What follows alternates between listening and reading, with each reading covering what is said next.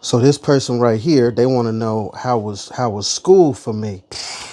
I don't even know how to really answer that question, my guy. Different, I guess. I don't know what you want. Some days was some days was ragged. I ain't gonna lie. So in grade school, we moved from California to Florida, and I started kindergarten. Like, I ain't like that a lot because I was on the short bus. Remember, this back in the day, they didn't know nothing about none of this shit. They didn't know about the legally blind shit. Like today, people don't understand what legally blind is. So, that was a problem back then. Also, being adopted, black albino, people didn't know what the hell that was. ADHD, that would just meant you was crazy. So there was just a lot for people to choose from. Let's talk about grade school, and then I'll do other ones if that's what people want to hear. So grade school was crazy because, as I said, I was adopted at birth by a white family. And I love my moms and my dads. My dad was on that ooh-wee, you know what I'm saying? He was on that stuff that gets you up and that other one that gets you down, you feel me? That hair on, you know what I'm saying? He was bipolar. I was a kid, I didn't know that. Now I'm like, oh shit, he was crazy. Cause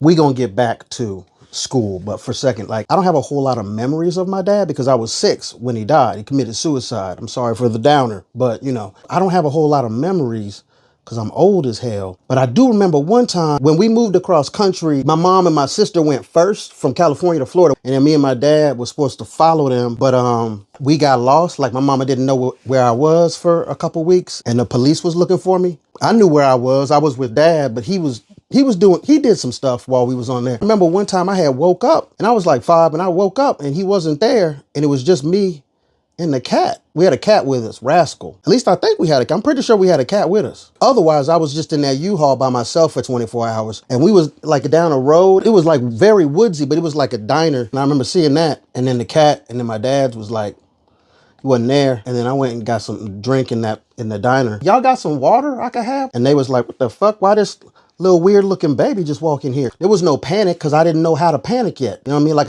if it was a bear there, I'd have panicked, but it wasn't. It was just nobody. So they gave me something, and then I went back out into the parking lot, and I sat back in the truck.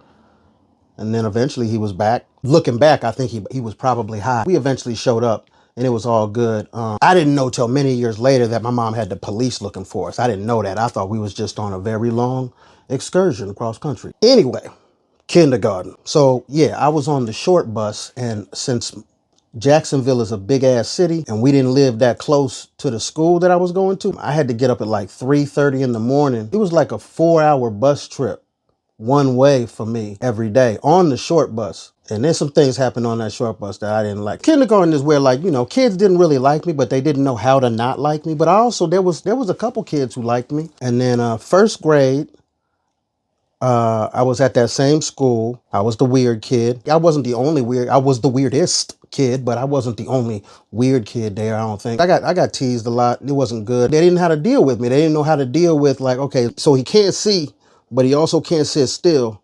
But also, I don't know what to call him. Because Nathan apparently was just out the box. Is you a black one or a white one? I just need to know. I would say black, and then they would say nah. And then my mom would say black, and then they would say nah. It was a struggle. And then in second grade, I started going to FSDB, which is Florida School for the Deaf and Blind. And that's a whole nother chapter. I don't think I answered your question at all, did I?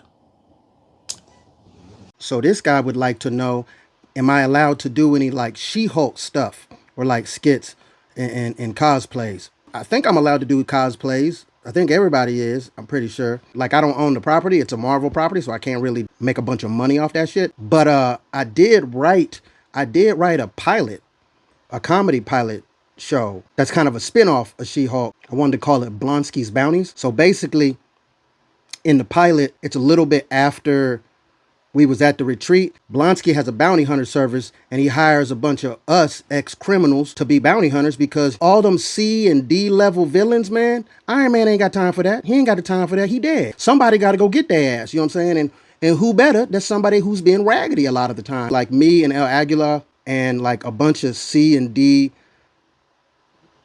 villains and some superheroes, and that we're basically bounty hunters, and we just be raggedy, and we get into mischief. She-Hulk is our lawyer, and she helps to get us out of jail when we go a little too far, as we are known to do. I think it would be absolutely hilarious. I already wrote the pilot. I don't own Marvel, so I can't do nothing with it. But tell Marvel, holla at me. Let's make this show. I think it'd be funny as hell, y'all. For real, though.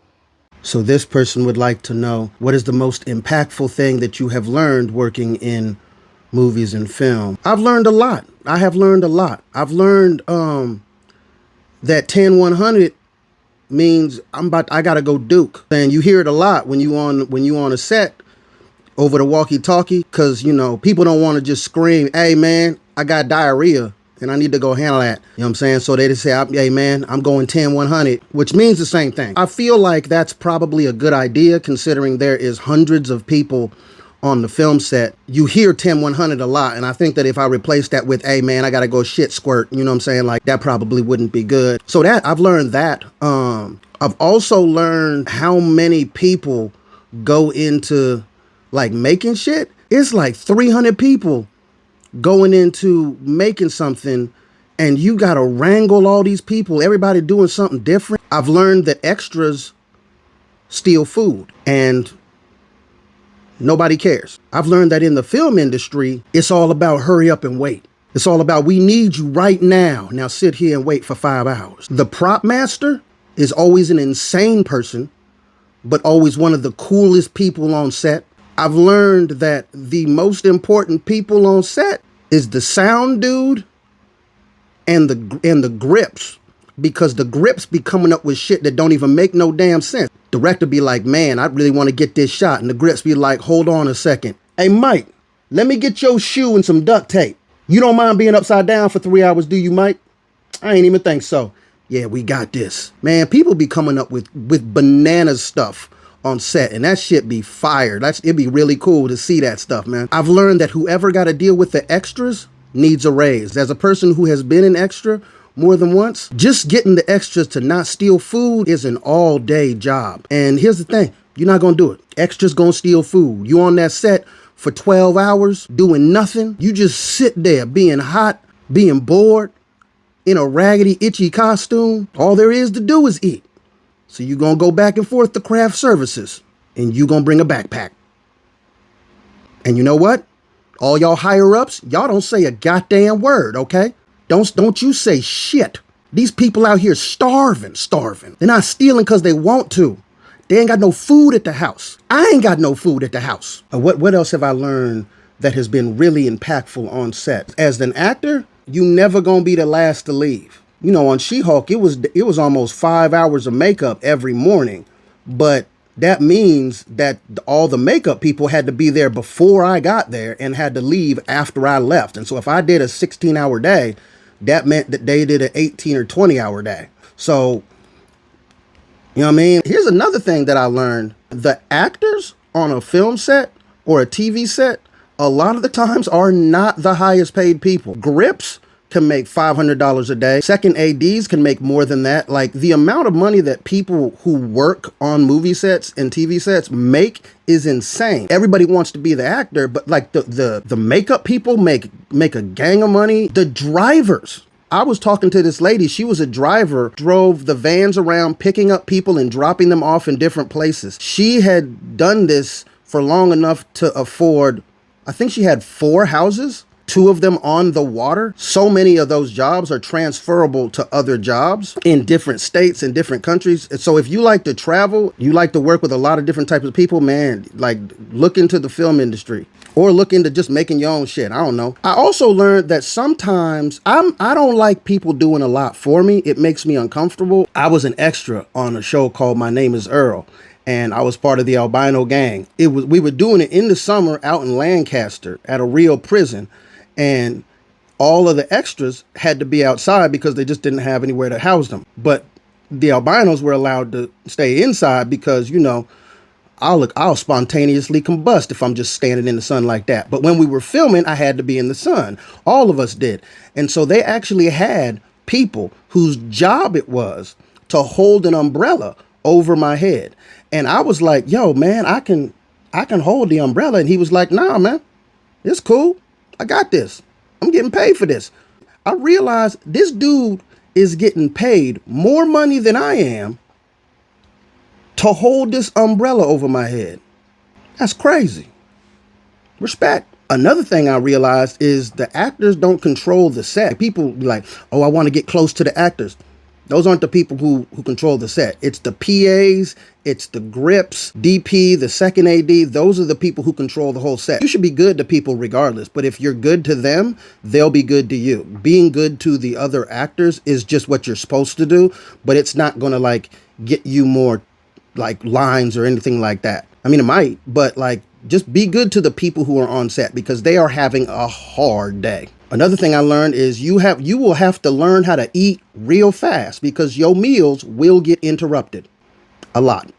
The stunt people are the most awesome people on the entire planet. I love doing falls and stuff. That shit is fun. I actually got a round of applause for a stunt I did when I was on Legion, which is good because I